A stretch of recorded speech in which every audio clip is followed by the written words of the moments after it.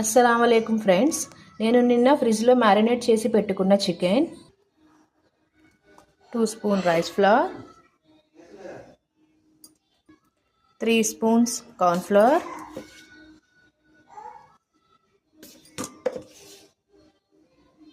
2 spoons మైదా,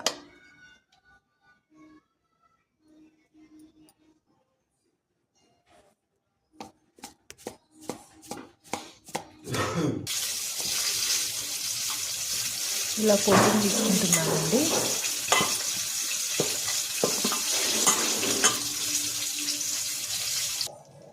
ఇలా coating తీసుకున్న చికెన్ని నేను ఇలా ఆయిల్లో వేస్తున్నానండి. బిస్మిల్లా.